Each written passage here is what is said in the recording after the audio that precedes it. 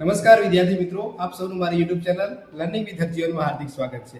આજે આપણે આ વિડીયોની અંદર ધોરણ 12 જે સામાન્ય પ્રવાહની અંદર WH ક્વેશ્ચન કેવા પ્રકારના પૂછાય છે એ રિલેટેડ આ વિડીયો છે.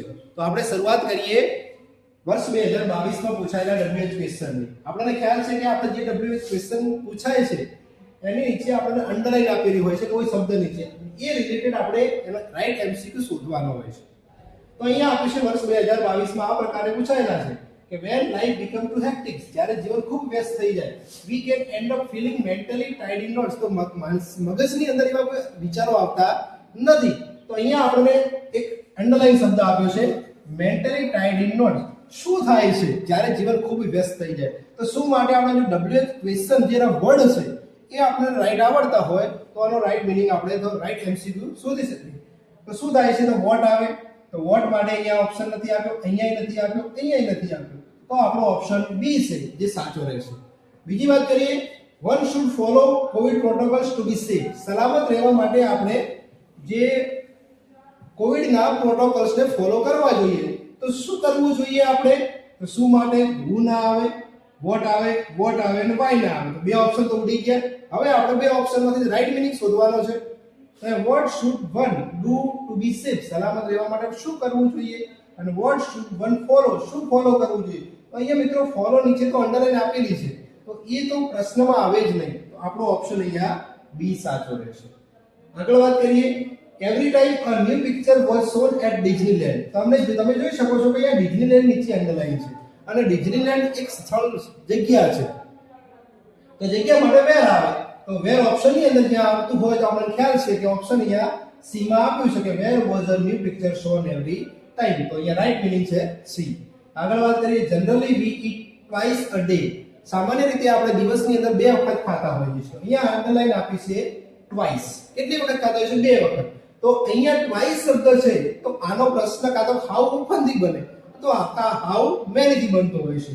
તો એ હાઉ થી નથી બનતો, વોટ થી નથી બનતો, હાઉ લોંગ કેટલા લાંબા સમય સુધી ખાઈએ છીએ એ પણ નથી બનતો. તો how many times a day do we eat generally? તો આપણો ઓપ્શન ડી છે જે સાચો રહેશે.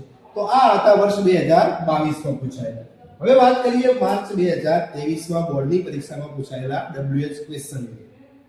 The most ferocious kind of ants are driver ants of Africa.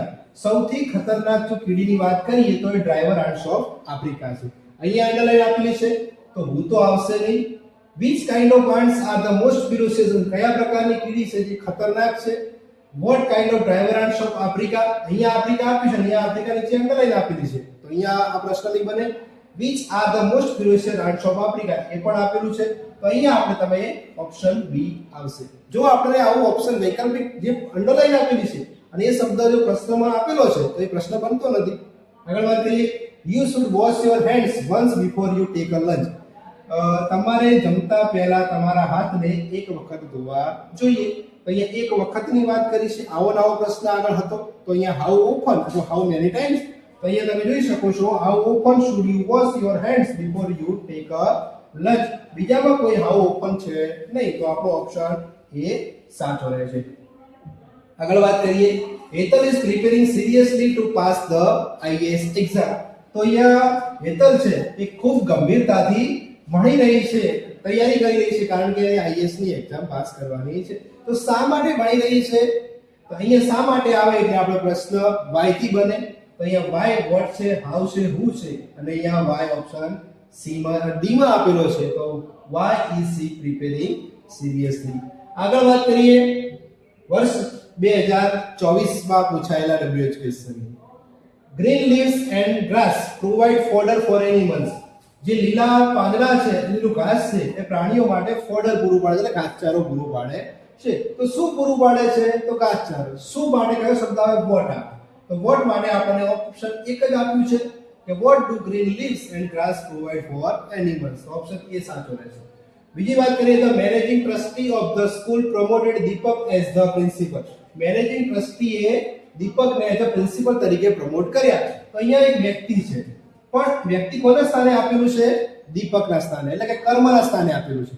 જો અહીંયા હોત કર્તાની જગ્યાએ તો હુથી પ્રશ્ન બનો. અહીંયા છે વ્યક્તિ છે એટલે કર્મથી પ્રશ્ન બનશે, હુમથી પ્રશ્ન બનશે. તો ઊંધી પ્રશ્ન બનાવવા જઈએ તો અહીંયા હું છે, વાય છે, હાઉ છે, અને તો ઓપ્શન ડી છે જે આપણો સાચો રહેશે. આગળ વાત કરીએ.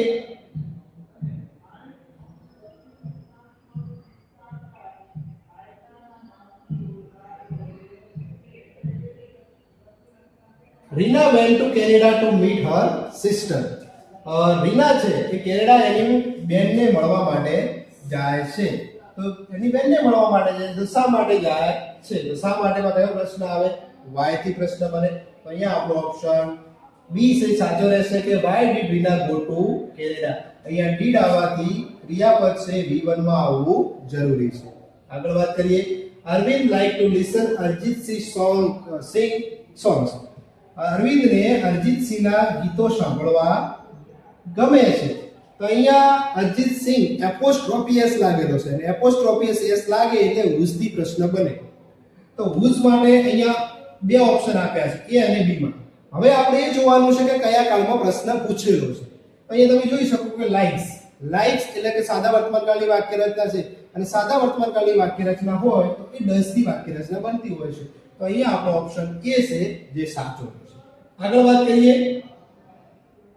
માર્ચ 2025 માં પૂછાયેલા we hear the noise of the birds in the morning. અમે પક્ષીઓનો કલરવ છે, અવાજ છે એ સવારે સાંભળે. અને સવાર સમય છે તો સમય માટે when થી પ્રશ્ન બને છે. તો when માં તમને બે આપ્યા છે. હવે આવું આવે ત્યારે આપણો પ્રશ્ન WH ક્વેશ્ચન વર્ડ ની અંદર ટેન્સ પણ ખ્યાલ હોવો જોઈએ. તમે જોઈ શકો છો કે અહીંયા હિયર છે. હિયર એટલે સાંભળવું, જે સિમ્પલ પ્રેઝન્ટ ટેન્સ ની વાક્ય રચના દર્શાવે છે. સિમ્પલ પ્રેઝન્ટ ટેન્સ હોય તો ડુ અને ડઝ નો પ્રયોગ થાય. અહીંયા ડુ છે કરતા વી છે એટલા માટે કે when do we hear the noise of the birds. આગળ વાત કરીએ. Sarita hide her sister purse in the cupboard. સરિતાએ એની બેનનું પર્સ કબર્ડમાં હાઈડ કરી દીધું, સંતાડી દીધું. તો એપોસ્ટ્રોફી એસ અને એપોસ્ટ્રોફી એસ હોય તો હુઝથી પ્રશ્ન બને. આવો નવો પ્રશ્ન આગળ પૂછાઈ ગયો છે. તો હુઝથી પ્રશ્ન બને તો અહીંયા ઓપ્શન બી માં હુઝ આપ્યું છે. Whose purse did Sarita hide in the cupboard. તો આ પ્રશ્નો માર્ચ 2025 માં પૂછાયેલા છે. આગળ વાત કરીએ. એના માર્ચ 2025 માં પૂછાયેલા ત્રીજા નંબરની કે મિસ્ટર વ્હાઇટ હેલ્ડ ધ પો ઇન હિઝ હેન્ડ. મિસ્ટર વ્હાઇટે એના હાથની અંદર જે પંજો હતો એ રોકે છે. તો પંજો છે વસ્તુ છે તો વસ્તુ માટે હંમેશા વોટ નો પ્રયોગ થાય. તો વોટ ઓપ્શન 2 માં જ આપેલો છે અને વોટ અને વોટ અહીંયા બંનેમાં ડીડ છે, બંને ભૂતકાળ છે. તો આપણને ખ્યાલ છે કે ડુ or ડીસ અથવા મોડલ એક્ઝલરી કોઈ પણનો પ્રયોગ થાય તો ક્રિયાપદ છે પાછળનું V1 માં ફરતું હોય છે. તો અહીંયા હેલ્ડ નું હેલ્ડ આપ્યું છે અને અહીંયા હોલ્ડ કર્યું છે. તો જ્યારે ડીડ અને ડુ ડઝ આવે છે તો ક્રિયાપદ મૂળ રૂપમાં જતું રહેશે. તો અહીંયા ઓપ્શન એ સાચો રહેશે. I feel very comfortable with my friends. હું મારા મિત્રો સાથે ખૂબ જ કમ્ફર્ટેબલ અનુભવું છું. તો કેવું અનુભવે છે?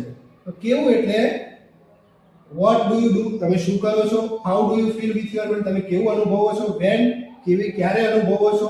અને why, શા માટે અનુભવો છો? તમે કેવું અનુભવો છો માટે ઓપ્શન બી કે how do you feel with your friends, તમે તમારા મિત્રો સાથે કેવું અનુભવો છો. આગળ વાત કરીએ માર્ચ સેમ્પલ પેપરની કે આપણા જે સેમ્પલ પેપર છે બોર્ડનું એની અંદર કેવા પ્રકારના WH ક્વેશ્ચન વર્ડ મૂકેલા છે. You should think twice before you speak. તમારે બોલતા પહેલા બે વખત વિચારવું જોઈએ. બે વખત એક ક્રિયાની સંખ્યા કે કેવી રીતે કેટલી રીતે કામ કરો છો એ દર્શાવે છે. તો હાઉ ઓફન થી પ્રશ્ન બને. આવો પ્રશ્ન આગળ પૂછાયો છે. તો અહીંયા ઓપ્શન બી સાચો રહેશે. Cramming answer will not lead you success. તમારે આન્સર ગોખવા છે, ક્રેમિંગ કરવા છે, એ તમને ક્યારે સફળતા તરફ લઈ જતું નથી. તો શું તમને સફળતા તરફ લઈ જતું નથી? શું માટે વોટ આવે? તો who અને why આવશે નહીં. પણ અહીંયા તમે જોઈ શકો વોટ બે જગ્યાએ છે. What will not lead you success અને what will lead you success. તમને સફળતા તરફ કોણ લઈ જાય છે? આપણને કીધું છે કે સફળતા તરફ કોણ લઈ જતું નથી. તો ઓપ્શન એ સાચો રહેશે. આગળ વાત કરીએ. she reads the Times of India regularly to enrich her vocabulary. તેણી ટાઈમ્સ ઓફ ઇન્ડિયા દરરોજ વાંચે છે એની જે વોકેબ છે એને વધારવા માટે. તો શા માટે વાંચે છે? તો શા માટે એક જ ઓપ્શન આવે. why does she read the Times of India regularly? Next ક્વેશ્ચનની વાત કરીએ કે owing to her brilliant result she will be selected in the company. ભવ્ય સફળતા અને ભવ્ય પરિણામને લીધે એને કંપનીની અંદર સિલેક્ટ કરવામાં આવે છે. ઓઈંગ ટુ આવ્યું છે, આ એક કારણદર્શક શબ્દ છે, સોરી રીઝન દર્શાવે છે. તો કારણ માટે why થી પ્રશ્ન પૂછાય છે. તો અહીંયા આપ્યું છે કે why will she be selected in the company. તો અહીંયા એવા WH ક્વેશ્ચન વર્ડ લીધા છે જે ઓલરેડી પરીક્ષામાં પૂછાય છે. આવા જ આગળની માર્ચ 2026 માં પણ પૂછાવાની સંભાવના રહેલી છે. જો તમને વિડીયો ગમે તો લાઈક કરજો, શેર કરજો અને ચેનલ ઉપર નવા હોય તો ચેનલને સબસ્ક્રાઇબ કરવાનું ભૂલતા નહીં. Thank you.